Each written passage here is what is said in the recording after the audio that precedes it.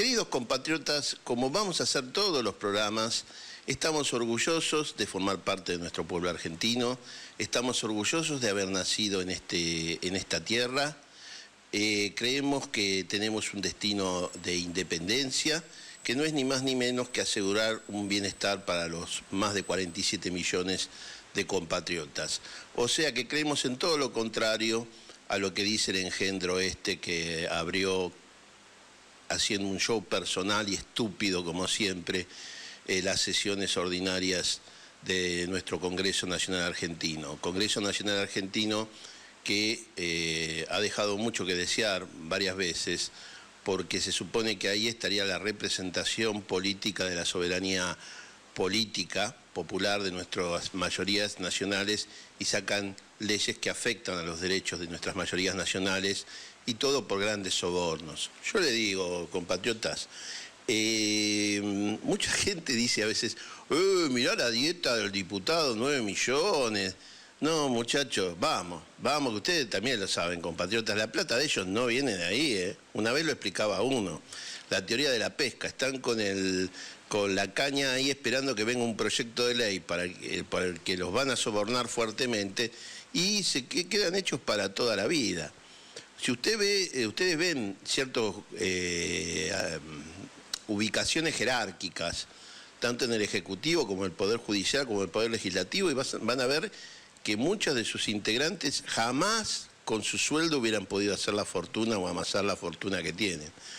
Pero bueno, mientras no conspire contra los intereses de las mayorías, el problema es que les pagan para sacar leyes como la destrucción del derecho laboral, como la que quieren hacer después, que es la destrucción del derecho previsional, como quieren hacer después, que es la destrucción del sistema de derechos humanos. Cuando nosotros decimos destrucción del derecho laboral, es lo que ellos llaman reforma laboral, que es una involución del derecho laboral, es destruirlo. Y encima se lo quieren asegurar destruyendo la Justicia Nacional del Trabajo.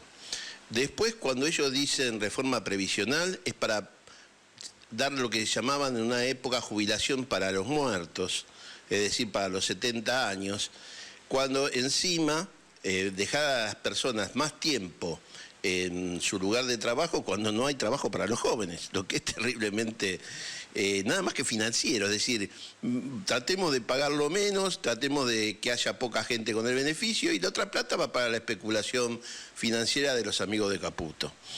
Y ellos le llaman reforma previsional y nosotros decimos la destrucción del derecho previsional.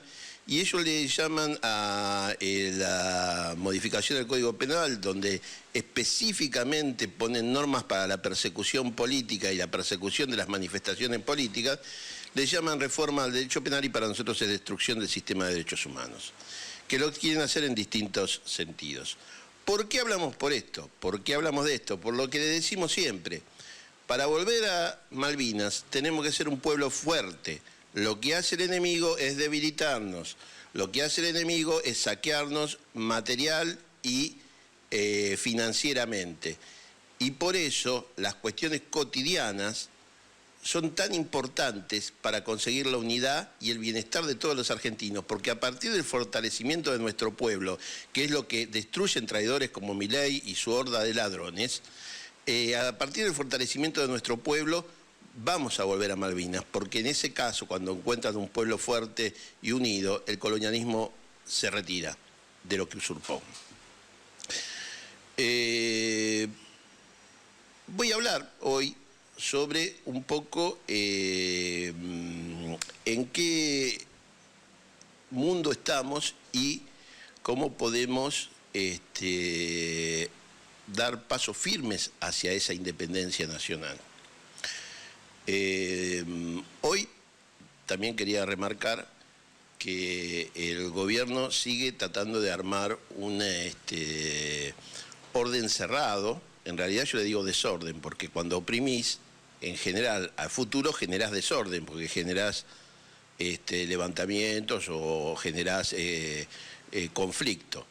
Pero ellos creen que es un orden cerrado y ahora buscan la impunidad asociándose a Juan Bautista Máiquez, un personaje nefasto de la administración de justicia, yo no diría de la justicia, de la administración de justicia, uno de los que estuvieron en el lago Escondido. Mis compañeros son marchantes al lago Escondido. Es decir, van a reivindicar lo argentino. Él fue al lago Escondido con otros jueces y funcionarios judiciales para defender a Clarín y para defender a Joe Lewis. Bueno, nosotros vamos a decirle a Joe Lewis que él es un extranjero y que las 12.000 hectáreas que tiene ahí las compró fraudulentamente porque hay una zona que es zona de frontera, que no podía tenerlo y que tampoco puede cerrar el lago Escondido. Fíjense la contradicción, ¿no? Mi grupo que tengo el honor de integrar y que creamos Conscriptos Excombatientes, Grupo por Soberanía, línea fundadora, somos marchantes o somos defensores de nuestra tierra y estamos en contra de este problema de soberanía que se llama extranjerización de la tierra.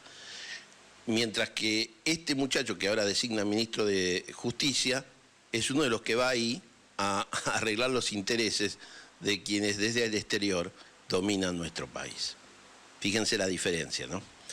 Bueno, y queríamos hablar un poquito de 3 niveles de cuál es la situación en la que tenemos que movernos para llegar a ese camino de independencia. El primer nivel es el panorama histórico, el segundo es el panorama mundial y el tercero sería el panorama argentino. Los 3 relacionados, los 3 importantes. Siempre decimos que nosotros construimos desde lo local a lo provincial, de lo provincial a lo nacional, ida y vuelta, obviamente, y desde ahí hacia la región, y desde la región al mundo. No la estupidez que hace este tipo que tenemos, este engendro, es decir, idea mal hecha, que es Milei, que se va a Estados Unidos a arrastrarse porque él es feliz así, pero atrás deja compatriotas sin empleo, en la pobreza, en la enfermedad. Es muy difícil, miren, les cuento, como habiendo servido en Malvinas y a mis compañeros le pasa lo mismo, es muy difícil aguantar un tipo que admira a Margaret Thatcher, que tiene en su oficina el cuadro de Margaret Thatcher, que dice que admira la cultura inglesa. Nosotros no vamos a hacer nunca un gesto de fraternización con los ingleses mientras no devuelvan Malvinas. ¿Pero por qué? Porque uno dice, bueno, che, el amor y la fraternidad y se terminó la guerra. No, ellos usan los gestos de confraternización para decir que no hay reclamo, no hay problema sobre Malvinas y avanzan con la explotación del petróleo. Además de explotar la pesca, ahora quieren explotar el petróleo y quieren quedarse con el sector antártico argentino. Entonces, ¿cómo voy a salir en una foto con veteranos de guerra británicos diciendo, ay, qué lindo, las florecitas, las mariposas y viva el amor fraterno? Miren, si devuelven Malvinas, yo los invito a mi casa, les compro el mejor vino y les hago un asado. Pero nada de pelotudeces. A favor de... Yo, mire, estoy en la página de la Embajada Británica, aparece el bobo que mandaron ahora, en realidad no son bobos, pero son vivos, que mandaron ahora haciéndose el bueno, el que le gusta Buenos Aires, el embajador británico. El anterior era igual, es el trabajo de ellos. Pero las cosas que le ponen algunos, que no los puedo llamar compatriotas, deseándole suerte. No, ya lo dijimos acá, no le deseé suerte al embajador británico, porque nos está cagando nosotros, a nuestro pueblo.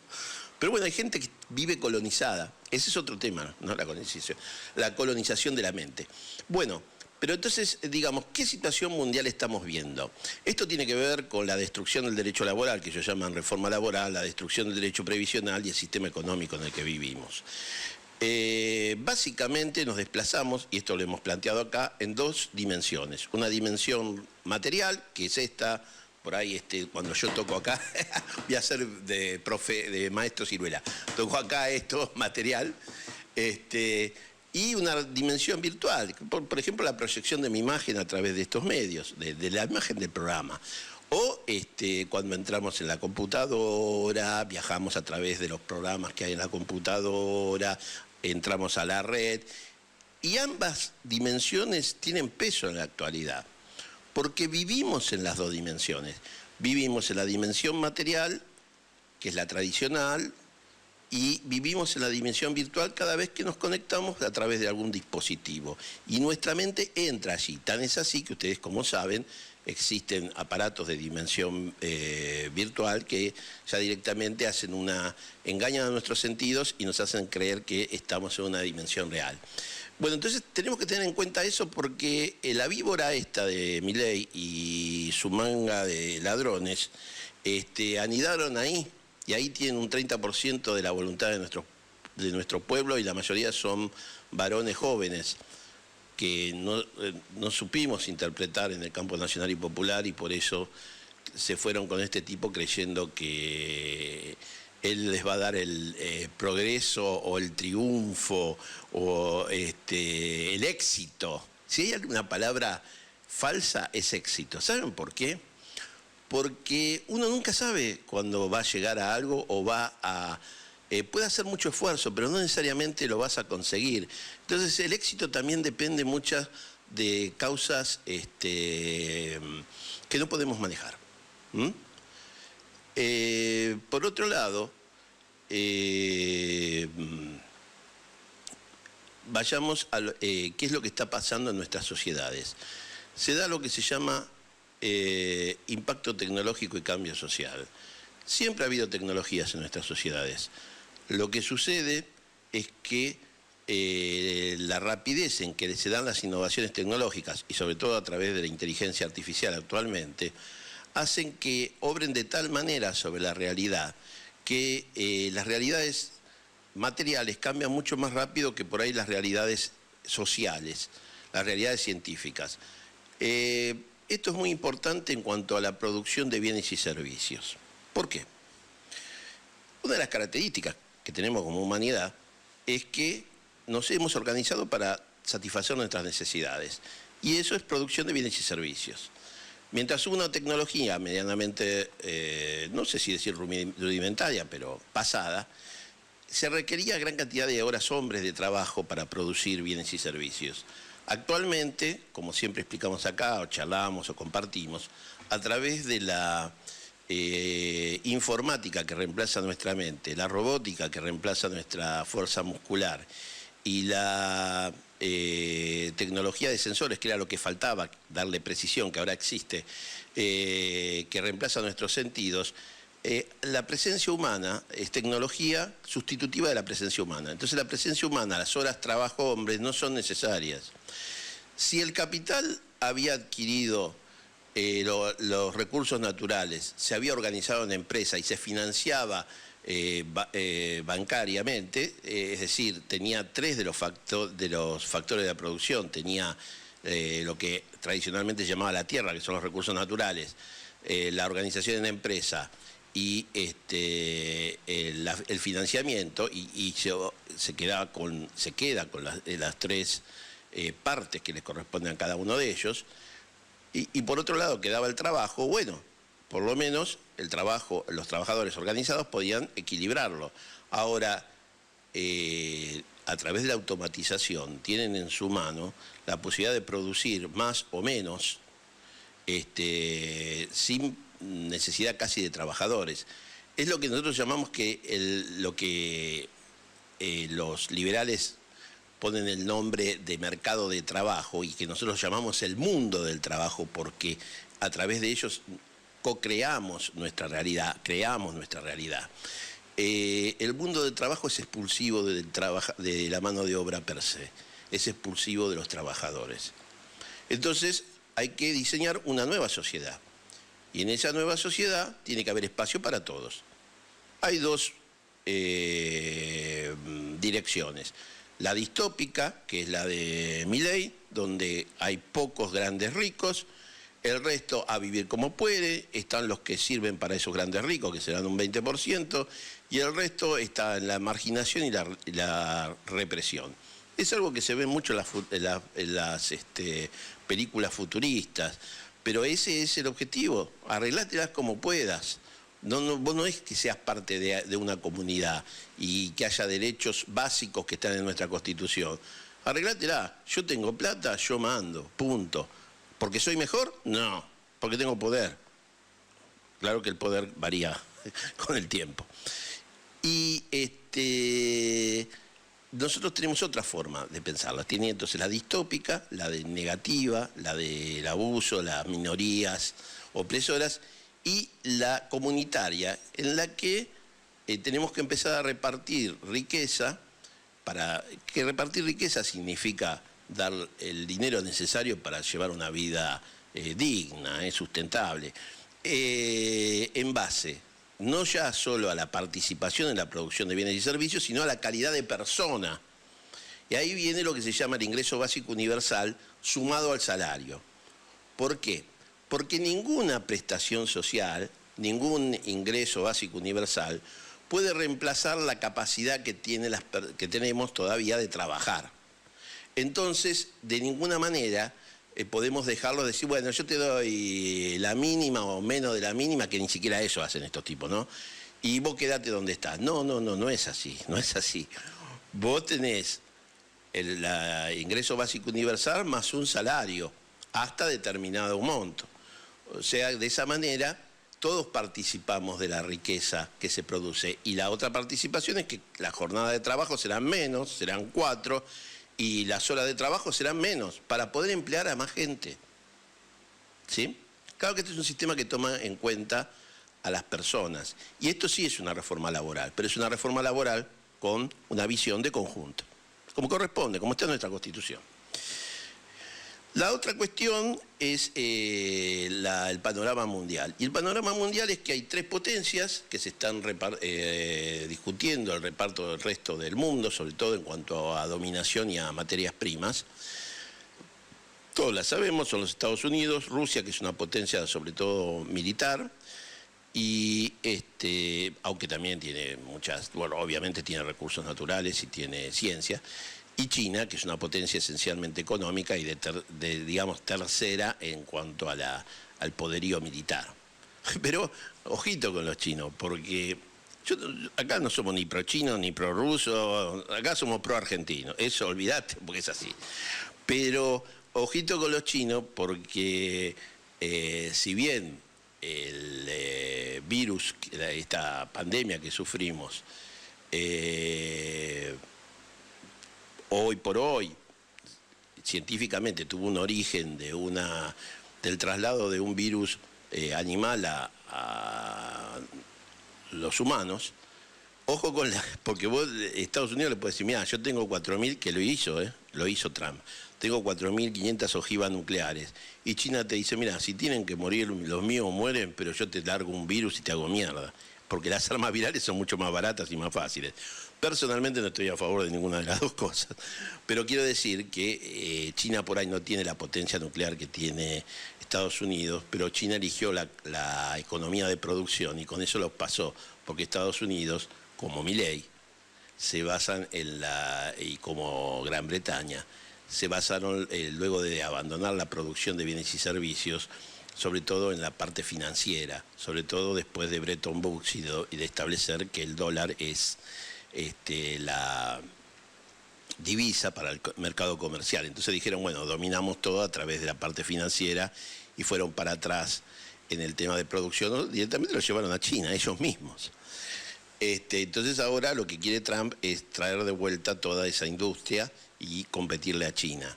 Pero para hacer eso vuelve a la vieja estrategia norteamericana de decir América para los americanos, es decir, cierra todo el continente americano y dice es nuestro y sus recursos son nuestros. Y como habrán visto a la jefa del comando del sur, del cuarto del comando sur, Anderson, y a sus sucesores, ellos hablan de nuestros recursos naturales como si fueran propios. De hecho lo hace Trump, y de hecho para poder tener recursos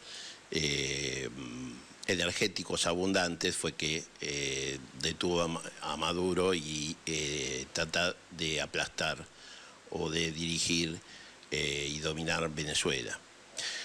Entonces, eso es lo que estamos viviendo, esta lucha entre 3 potencias, y ahí nos tenemos que mover nosotros. ¿Cuál es nuestro camino? Y nuestro camino tendría que ser organización regional. Europa no podía dominar, por años se estuvieron matando las potencias europeas entre sí hasta que se dieron cuenta que solo en conjunto, y mirando con cuidado a Inglaterra que siempre traiciona, podían tener peso internacional. Es lo mismo que tenemos que hacer nosotros, organizarnos, unirnos a Brasil, unirnos a México, en la producción, complementarnos, intercambiar y hacer desarrollos tecnológicos conjuntos. Estos tipos, olvídense, porque son una mierda. ¿Cómo podemos tener un presidente que en vez de decir voy a defender los intereses argentinos en el exterior, dice en política exterior voy a seguir a Estados Unidos y a Israel? ¿Qué carajo, flaco? ¿Quién está gobernando? Pero claro, es un payaso que se la pasa paseando en lugar de ocuparse de las necesidades de nuestro pueblo. No le importa. Por otro lado, tenemos que ver un poquito el panorama en nuestra Argentina, y ahí sí, lo que hablaba al principio, están tratando de armar un orden ultraconservador, un orden que a través de la dominación de los medios, la dominación de las redes, y si no, a través de un aparato judicial arbitrario y prevaricador, o a través de la represión, ellos puedan dominar a toda nuestra población, incluso a pesar de los sufrimientos que estamos pasando. Y ese orden ultraconservador que ellos quieren llevar adelante con la impunidad para sus crímenes, recordemos que tenemos a perseguidos políticos como Cristina Fernández de Kirchner, Julio De Vido y Sala y Remedios Sala. ¿Por qué? Porque se estructuró el Poder Judicial y una parte del Poder Judicial se dedicó a perseguirlos, mientras que no hace lo mismo, no hay igualdad ante la ley. Macri, nadie lo llamó a Macri a declarar. Y sin embargo, delante de todo se quería perdonar la deuda de millones de dólares del correo.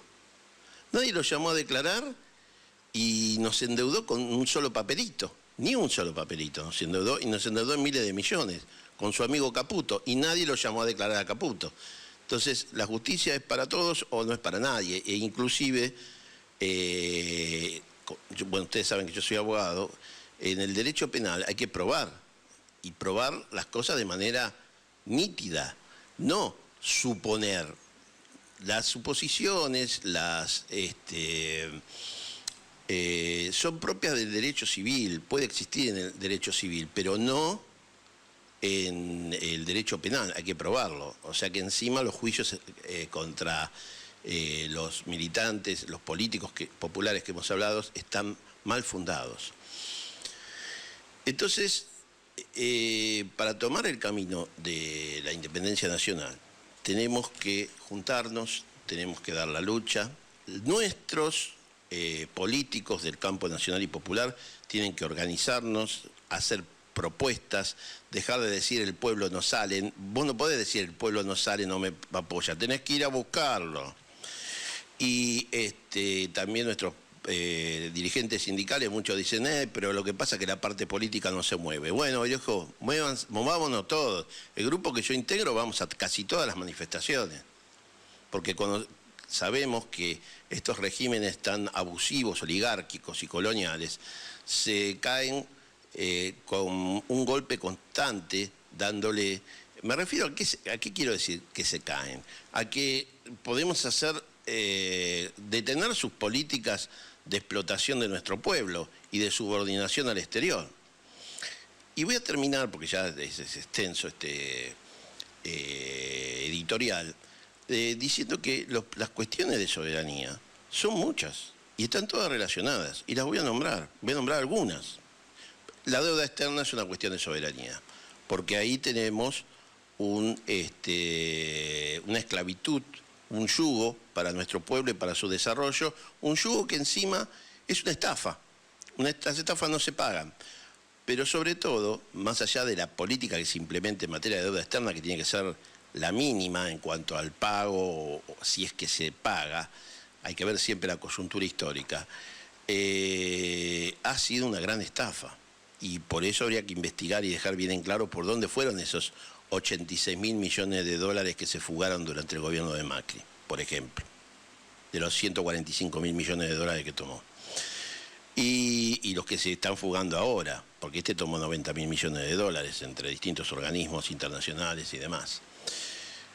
Entonces la deuda externa es una cuestión de soberanía. La otra, mañana yo voy a estar en un acto de defensa del Paraná, porque van a licitar a favor de empresas extranjeras el dragado del Paraná, una concesión que lo hacen por 30 años, que luego te dejan atado a los tribunales internacionales y se van a llevar un negocio de 26.000 millones de dólares en ese periodo, pero sin tener en cuenta el interés nacional, ni tener en cuenta que hay que tener cuidado, como dijimos, con destruir los meandros, con destruir las islas naturales, con dragar más de lo necesario, porque eso altera el ciclo del agua y después genera sequías e inundaciones. ¿Y quién tiene que salir a poner la plata en esos casos?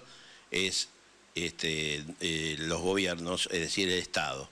Porque el Paraná es un todo vivo, no es, igual que el Río de la Plata, no es un canal, no es un canal que se hace la ingeniería. Entonces tenés que tener cuidado por la vida de las poblaciones que están a la vera de ellos, la influencia en los cultivos, en un montón de cosas. O sea que es muy delicado el tema del dragado del Paraná y de su flujo fluvial, de su flujo, digamos, de naves fluviales, de comercio.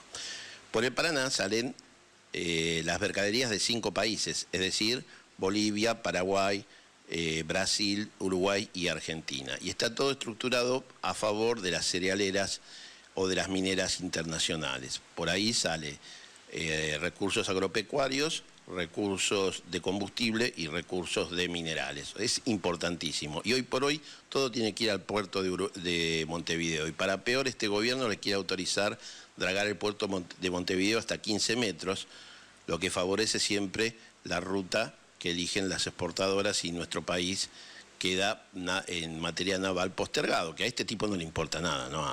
Otro tema justamente, y quiero ir terminando, es el desarrollo de la ciencia argentina. Sin ciencia, olvidarse. Ya está la ciencia está cambiando nuestra naturaleza humana, esta naturaleza corpórea la está cambiando. Si no tenemos ciencia, nos van a dominar, nos están dominando. El otro tema es la extranjerización de la tierra, que hablé un poquito sobre eso. Cuando hablamos del tema de los ríos, la forma soberana de encararlo es el comercio internacional, nuestros puertos y ríos. O sea, ese es el tema. Después nuestros minerales, que están siendo saqueados y van a seguir siendo saqueados para que los gobernadores ganen elecciones y hagan por unos años una especie de ficción de empleo, y luego nos quede contaminación y no nos quede nada de eso. Porque ¿cuál es el secreto de la explotación minera? Que la mayor parte de ese mineral que se extrae se transforma en la Argentina y se queda en la Argentina. Para las instalaciones que hagan falta. Porque si no, después le estás comprando tecnología que hicieron con tus minerales. Nosotros siempre lo decimos, en España vende el calamar español, maravilloso, pero el 20% de ese calamar lo sacan con licencia británica en Malvinas. Es la famosa de espejito de colores. El otro tema que estábamos hablando es los recursos hídricos, obviamente. En nuestro país son abundantes en toda la región. Además del acuífero guaraní, nuestros ríos, las nieves eternas de nuestras hermosas montañas y también lo que nos pertenece de la Antártida, como corresponde, que es la mayor reserva de agua. Otro de los temas es el cuidado de nuestros recursos pesqueros. Como ven, hay muchas luchas y nosotros aprendimos a juntarnos con otros compatriotas que estaban en esas luchas y a darlas todas juntas por la soberanía y por la independencia de nuestro pueblo. No me da el tiempo para establecer los lineamientos que hemos estudiado y propuesto para la política exterior, económica, política interior y demás, pero bueno, esto es un panorama de aquello a lo que nos enfrentamos. Tenemos al enemigo colonial en el gobierno, pero nosotros vamos a dar la lucha. ¿Y saben por qué? porque ustedes y nosotros somos patriotas, amamos la celeste y blanca, amamos a nuestro pueblo y sabemos que eso tiene un significado concreto, bienestar para todos y todas. Mientras que Milei y su runfla de ladrones son traidores. Y nosotros le damos la lucha. Y lo más importante, lo vamos a vencer.